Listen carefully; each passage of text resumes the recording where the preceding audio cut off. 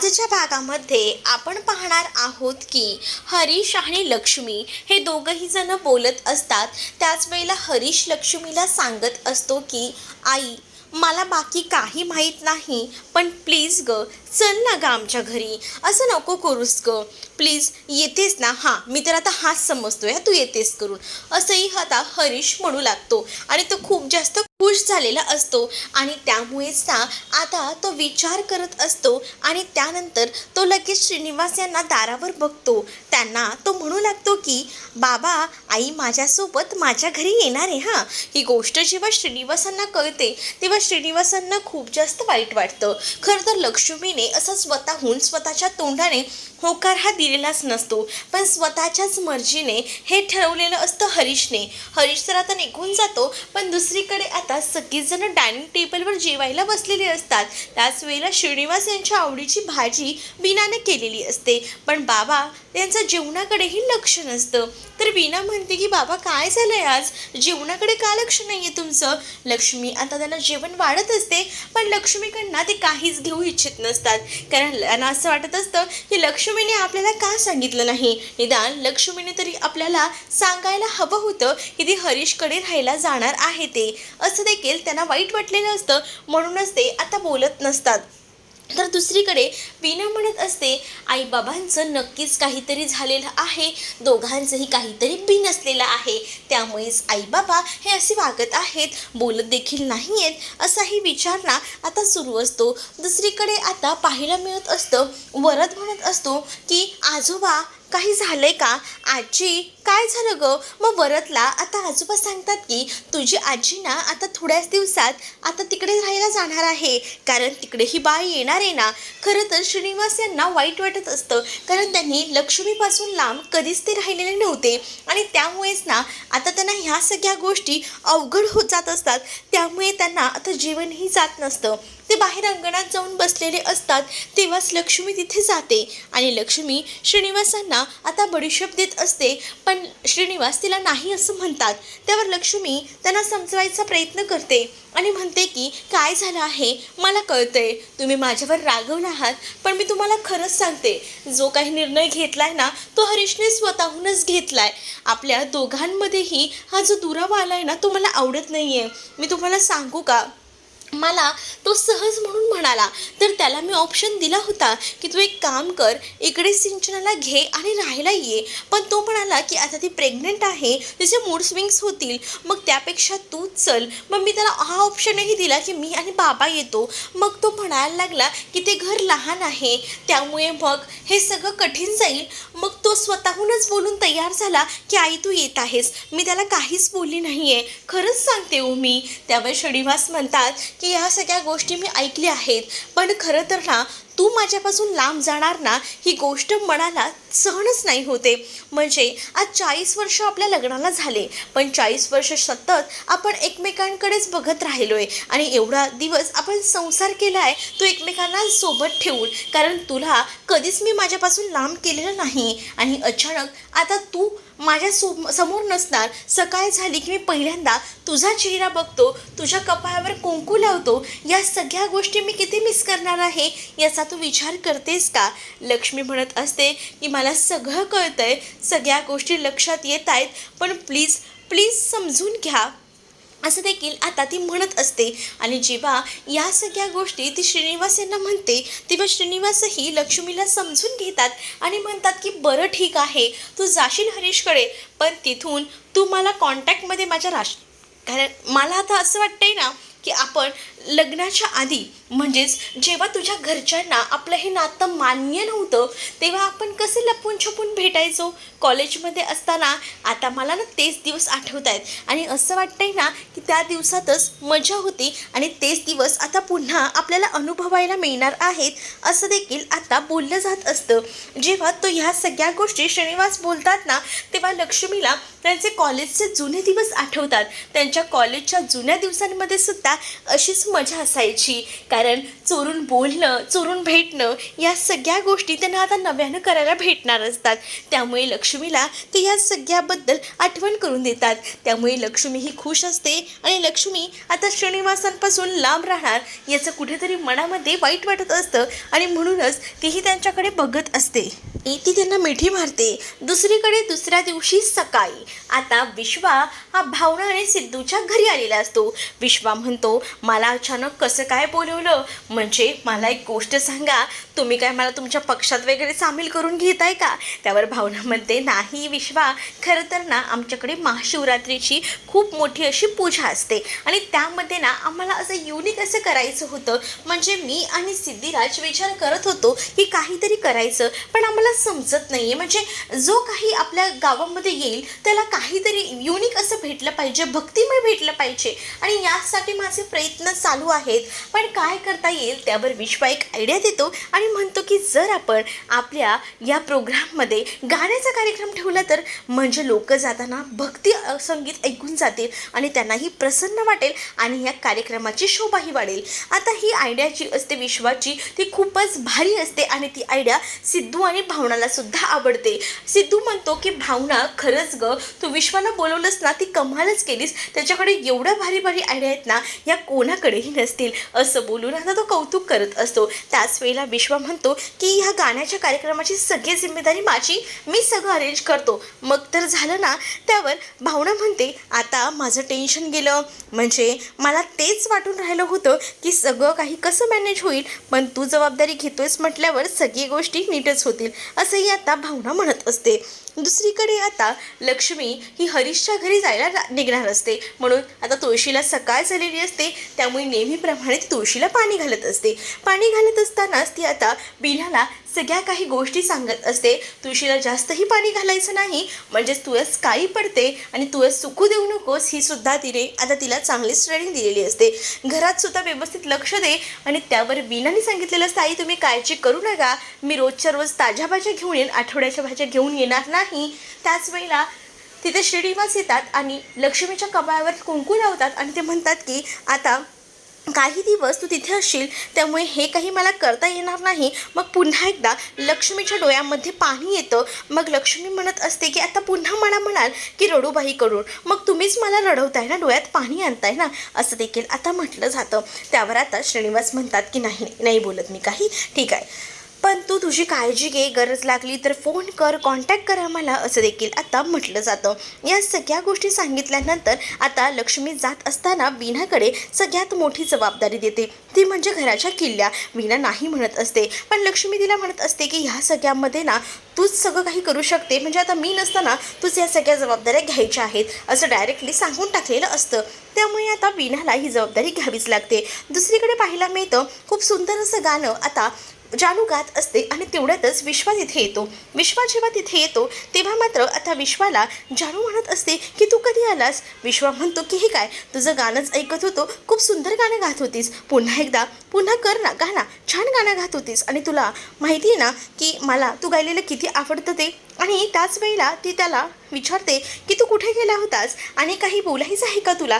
त्यावर विश्वा जानूला म्हणत असतो की तू मला म्हणाली होतीस बघ की तुला येत्या 10 दिवसामध्ये तुझ्या घरच्यांच्या समोर यायचं आहे, त्यासाठी एक छान असं एक प्रोग्राम आहे संगीताचा आणि तिथे जाऊन तुला गाणं गायचं आहे, त्यामुळे रियाज खूप छान कर, महाशिवरात्रीच्या दिवशी हा प्रोग्राम असणार आहे, असं देखील विश्वा आता मुला सांगत असतो. त्यावर जानू देखील या सगळ्या गोष्टी व्यवस्थितपणे ऐकत असते. जानूला खरं तर हे सगळं काही टेन्शनचं काम असतं, पण जानू म्हणत असते की चालेल, ठीक आहे, तू म्हणतोयस तर आपण या सगळ्या गोष्टी करूया, म्हणूनच ती आता शांत असते. विश्वा आता तिचं मनोबल वाढवत असतो, कारण त्याला माहिती असतं की जानूला लगेच या सगळ्या गोष्टीचं टेन्शन येणार, कसं सगळं होईल मॅनेज याचंच तिला टेन्शन आलेलं असतं. पण विश्वा तिच्या जोडीला असतो. विश्वा म्हणत असतो की जानू आता मागे हटायचं नाही, आता कणखरपणे उभं राहायचं. पण त्याने ना तिला हे सांगितलेलं नसतं की हा प्रोग्राम गाडे पाटलांच्या कुटुंबामध्ये आहे ते, कारण अजूनच ती खचेल म्हणून फक्त गाण्याचा प्रोग्राम करायचा आहे एवढं तर आता त्याने सांगितलेलं असतं. दुसरीकडे आता लक्ष्मी जायला निघालेली असते, सगळ्या इन्स्ट्रक्शन देत असते, कारण तिला घराची खूप जास्त काळजी असते आणि घरातल्या त्या सोफ्यावर सुद्धा ती थोडा वेळ का होईना बसते. इथे संतोषची नुसती घाई चाललेली असते. त्याला असं वाटत असतं कधी एकदाही घरात ना जाते, कारण त्याला ना सगळ्या गोष्टीचं टेन्शन येत असतं ना, कसं सगळं मॅनेज करायचं. त्यात आता नेमकं एक माणूस कमी झाल्यामुळे त्याचं तेवढं खाण्याचे पैसे जे आहेत ते वाचत असतात, त्यामुळे त्याची निर्लज्जपणा पण हे तो करत असतो. त्याची एक जे आहे ते ताट वाचणार असतं, जेवण वाचणार असतं आणि त्यासाठी त्याची घाई ही सुरू असते आणि त्यामुळेच तो आईला आपल्या फोर्स करत असतो. तो म्हणतो की चल ना ग आई, मग आजपासून किती वेळा झाला असेल तू थांबली असशील, बस झालं, पुरे झालं, चल आता.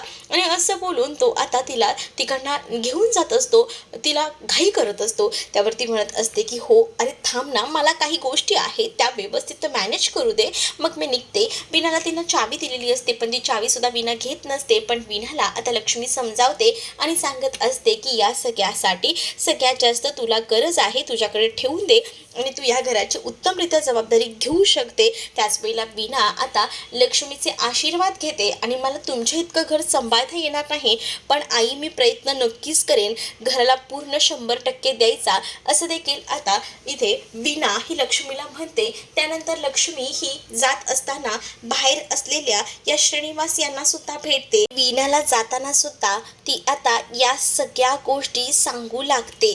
कडे आता भावनाने सुद्धा सगळ्या काही गोष्टींचं नियोजन एकदम व्यवस्थित केलेलं असतं, कारण तिच्याकडे आता महाशिवरात्रीच्या पूजेची तयारी करण्याचं सगळं काही श्रेय असतं आणि त्यामुळेच तिने ही जबाबदारी उत्तमरित्या घेतलेली असते. ती या सगळ्याबद्दल सांगत देखील असते आणि जेव्हा ती हे सगळं काही सांगते तेव्हा मात्र रेणुकाला सुद्धा ती विचारते, आई तुम्हाला या गोष्टी पटतायत ना, हे असंच करायचं ठरलं आहे, चालेल ना?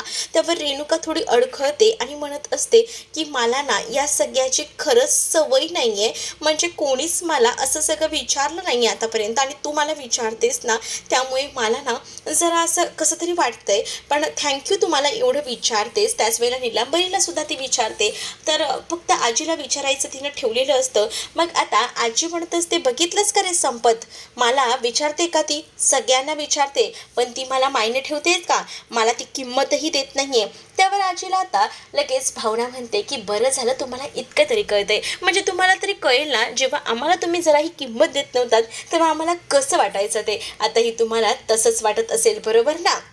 दुसरीकडे आता आजी आग लावायचं काम करत असते. आजीला नेहमीप्रमाणे आग लावायला आवडत असते. मग म्हणत असते की मला असं वाटलं होतं की निदान कोणीतरी काहीतरी बोलेल, पण इथे कोणच काही बोलत नाहीये, पूजेचा मान नेमका द्यायचा आहे कोणाला. तर दुसरीकडे मात्र रेणुकाचं म्हणणं असतं की पूजेचा मान भावनाने सिद्धूला द्यायचा.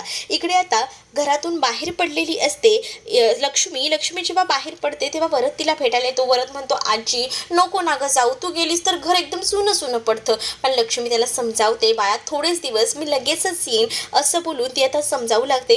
ते संतोषला घाई झालेली असते. संतोष म्हणत असतो की चला रे बाबा चला, उशीर होतोय. शेवटी त्याने ना मुद्दामून रिक्षा मागवलेली असते, जेणेकरून त्याने रिक्षा मागवली का निदान आता तरी लक्ष्मी गाडीमध्ये बसायला येईल आणि मग तो सुरू होतो, अरे चला ना लवकर, गाडीचा मीटर वाढत चाललाय, उशीर करू नका असंही आता म्हटलं जातं. वेटिंगमध्ये किती थांबवायचे, आता वेटिंगमध्येच थांबावं लागणार आहे असं देखील आता श्रीनिवास म्हणत असतात. जाताना सुद्धा लक्ष्मीच्या सगळ्या इन्स्ट्रक्शन सुरू असतात, कारण हे घर असं जे आहे ते कधीच ती सोडून दुसरीकडे एवढ्या दिवस राहायला गेली नव्हती आणि खास करून श्रीनिवास यांना सोडून. आता त्यांच्याशिवाय तिला हे सगळं काही जड जात असतं, पण काय करणार, जावं तर लागणारच असतं, दुसरा पर्याय तिच्याकडे उरलेला नसतो. त्यामुळे आता ती जात असते. जाताना आता बाय बाय वगैरे बोलते आणि गाडीमध्ये बसते. आणि रेणुकाला असं वाटत असतं की ह्या महाशिवरात्रीच्या पूजेचा मान ना भावनाने सिद्धूला मिळायला हवा, पण भावनाने स्वतःहूनच हा मान निलांबरी आणि अधिराजला दिलेला असतो, कारण त्यांनाही वाटत असतं की ह्यांचंही म्हणजे हेही मोठे आहेत आणि मग त्यांना मान मिळायलाच हवा, म्हणून भावनाने अगदी मोठ्या मनाने दिलेला असतो तो मान. रेणुका म्हणत असते पण मला ना थोडं असं विचित्र वाटतंय, खरं तर तुमच्याकडनं दोघांकडनं कोणतीच पूजा अशी निर्विघ्नपणे पार पडली नाही आहे, काही ना काही अडचणी आल्याच आहेत. म्हणून मला असं वाटतंय की तुम्ही निदान या पूजेला बसावं. पण आता भावना नाही म्हणत असते, पण अधिराज एका वेगळ्याच नजरेने बघत असतो. बहुधा आता अधिराजला बहुतेक विलन दाखवता येतील, काही भरोसा सांगता येत नाही यांचा, कारण ह्यांच्याकडे बघण्याचा त्याचा जो काही दृष्टिकोन असतो तो थोडा वेगळा दाखवलेला असतो. रोज तो आहे ज्या अँगलनी बघत असतो तो अँगल नाहीच वाटत. दुसरीकडे लक्ष्मी आता हरीशकडे आलेली असते आणि हरीशकडे आल्यानंतर आता हरीश तिचं एकदम धमाक्यात स्वागत करतो. हरीश म्हणत असतो की वेलकम वेलकम, बरं झालं आईस तू आली आहेस आणि आज ना मला खूप बरं वाटते, मी खूप जास्त खुश आहे आणि तू आलीस ना, आता मला सिंचनाची काळजी नाही, पण थांब मला तुझं औक्षण करायचं आहे आणि या सगळ्या गोष्टी ना मी तुझ्याकडूनच शिकलोय. आणि असं बोलून तो आता आपल्या आईचं औक्षण वगैरे करतो. मग आपल्या आईला घरी घेतो. पण या सगळ्या गोष्टी ना बिलकुलही म्हणजे बिलकुलही आवडलेल्या नसतात इथे असताना या सिंचनाला, कारण ऑलरेडी ही सिंचना प्रेग्नंट नसते आणि आता तिच्यावर लक्ष ठेवायला म्हणून लक्ष्मी आली म्हटल्यावर तिला आता टेन्शन आलेलं असतं की कसं सगळं काही मॅनेज होईल, कशा गोष्टी होतील. त्यामुळे आता ती थोडा विचार करत असते यांच्यापासून कसं लपवायचं, काय करायचं, कारण ती खोटं नाटक करत असते प्रेग्नन्सीचं. दुसरीकडे आता गाडे पाटलांच्या घरातून आपल्याला पूजेसाठी आमंत्रण आलं आहे, त्यामुळे आपल्याला जावंच लागेल. म्हणजेच भावना आणि सिद्धूच्या घरामध्ये महाशिवरात्रीची पूजा आहे, तर हे सुद्धा आता इथे असणाऱ्या या जानूला कळलेलं असतं. मग मला तर या पूजेसाठी यायचंय आणि काकू तू मला ती बनारसी साडी दे बरं का, असं सई म्हणत असते. त्यांचा गोंधळ आता सुरू असतो. मग इकडे विश्वा म्हणत असतो की फायनली आता इकडेही आमंत्रण आलेलं आहे म्हटल्यावर आम्ही ही सगळीच जण जाणार आणि मला आता जानूला सुद्धा या सगळ्या गोष्टी सांगता येतील. म्हणूनच तो तर जानूकडे गेलेला असतो आणि जानूला म्हणत असतो की तुझा प्रोग्राम आहे ना आपल्याला इथेच करायचा आहे. मग ती म्हणत असते की तुला कळतंय का तिथे भावना सिद्धू सगळेच जण असणार आहेत, मग कसं काय होणार आहे, त्याचबरोबर घरातले सगळेच जण आहेत. मग त्यावर विश्वा म्हणतो की हो मला माहिती आहे, मीच तर भावना सिद्धूकडे जाऊन हे सगळं प्लॅनिंग केलंय, पण तू कसं काय ओळखतोस आणि तुला कसं माहिती गाडे पाटील कुटुंबीय म्हणजे भावना सिद्धूचंच आहे. त्यावर आता लगेच विश्वा तिला म्हणतो अगं तू गोष्टी विसरतेस का, आपण लक्ष्मीताईंचा म्हणजे तुझ्या आईचा वाढदिवस तिथेच तर साजरा केला होता ना, मग हे विसरतेस कशी. मग ती जरा डोक्याला ताण देते आणि म्हणते की हो. मग विश्वा म्हणतो की आजकाल ना तुला खूप जास्त प्रेशर आहे ना, त्यामुळे तुझ्या बाबतीत ना ह्या सगळ्या गोष्टी होत आहेत, पण काळजी करू नको, मी आहे तुझ्यासोबत, आपण हा कार्यक्रम करूया. दुसरीकडे आता जानूची ओढणी अगदी वाऱ्यासोबत आलेली असते आणि ती डायरेक्ट विनाच्या तोंडावर येऊन आपटते. मग तिलाही वाटतं की जानू कुठेतरी आली आहे का आणि ती बघतच बसते. पण तिथे जयंत आलेला असतो. जयंत बॅग वगैरे घेऊन येतो. जयंतला असं अचानक आलेलं बघूनच आता विना त्याला म्हणते की तुम्ही कसे काय इथे. त्यावर तो म्हणतो की मला ना खरं तर आठवण येत होती जानूची, मग माझं घर मला खात होतं, मग म्हटलं तुमच्याबरोबर येऊन राहावं, चालेल ना बाबा आलो तर. त्यावर लक्ष्मी नाही आहे पण चालेल ना आम्हाला, का नाही चालणार. पण संतोष मनात विचार करत असतो एक ताट कमी झालं असं म्हणत होतो, पण आता याचं हे ताट वाढलेलं आहे, काय यार काय करावं. आणि तसंही आता संतोष मध्ये मध्ये बोलायला सुरुवात करतो आणि जयंतला म्हणत असतो की तसंही जानूला जाऊन आता बरेच दिवस झालेत तरीसुद्धा तू आठवणीतून बाहेर येत नाहीयेस, म्हणजे कमाल झाली, काय सारखं सारखं ते जानू घेऊन बसायचं असंही आता म्हटलं जातं, कारण त्याला ना ह्याला घरात ठेवायचं नसतं आणि यासाठी त्याचं पूर्णपणे प्लॅनिंग सुरू असतं. म्हणूनच तो त्याला तसं बोलून दाखवतो. आणि आता जानूबद्दल जराही कोणी काही बोललं ना तर आता त्या गोष्टी जयंतला आवडतच नसतात. त्यामुळे जयंत डायरेक्टली बोलत असतो की काय झालं आहे तुम्हाला, जानू आजही आहे उद्याही असेल आणि माझं जानूवर मनापासून प्रेम आहे, ते प्रेम जराही कमी होणार नाही आहे असं देखील आता म्हटलं जातं. एवढ्या सगळ्या गोष्टी जेव्हा बोलल्या जातात ना तेव्हा मात्र इथे असताना संतोष घाबरतो. तेवढ्यातच लगेच वीणा म्हणत असते की चला सगळ्यांसाठी मी आता कॉफी घेऊन येते. त्यावर संतोषही म्हणतो की हो मलाही चालेल कॉफी, मलाही घेऊन ये असंही आता म्हटलं जातं. मग काय संतोषलाही आता भीती वाटत असते या जयंतची. दुसरीकडे आता जानू देवासमोर बसलेली असते आणि तेवढ्यातच ना तिथे विश्वा आलेला असतो आणि विश्वाने येताना जानूसाठी साडी वगैरे आणलेली असते. विश्वा बोलत असतो की काय झालंय जानू. जानू म्हणत असते कसं ना आपल्या नशिबाचा खेळ आहे, माझ्या बाबतीत जे काही झालं ते मला आठवतंय आणि आता ना मी नेमकी तुझ्याच घरात आले, हेही बघ ना कसंच घडलं ना हे सगळं काही, असंही आता ती म्हणत असते. त्यावर आता विश्वा म्हणत असतो की या सगळ्यामध्ये ना खरंच ना मी देवाचे आभार मानतो की त्याने बरोबर तुला माझ्याच घरात आणलं, नाही तर काय झालं असतं. मी देवाचे त्यासाठी खूप जास्त आभार मानतोय, असं देखील आता तो बोलत असतो. आणि त्याच वेळेला तो आता जानूकडे बघतो आणि जानूला एक सुंदर अशी साडी भेट देतो. जानू म्हणत असते की या सगळ्याची काय गरज आहे. विश्वा म्हणतो की तुला आता उद्याच्या कार्यक्रमाला हीच साडी नेसावी लागेल, मी बाकी तुझं काही ऐकणार नाही आहे. आणि असं बोलून आता तो तिला साडी देतो. आणि त्याच पहिला त्याच्या डोळ्यात पाणी आलेलं असतं, कारण त्याला आता काही झालं तरी उद्यापासून जानूला भेटता येणार नसतं, कारण जानू जर कुटुंबियांना भेटेल तर आता ती त्याच्या फॅमिलीमध्ये जाईल, हे सुद्धा आता त्याला माहिती झालेलं असतं. तर तुम्हाला हा भाग कसा वाटला हे कमेंटमध्ये मला नक्कीच सांगा. आणि अशाच नवनवीन भागांसाठी आपल्या चॅनलला सुद्धा सबस्क्राईब नक्कीच करा. चला तर मग भेटूया पुढच्या भागामध्ये. तोपर्यंत टाटा बाय.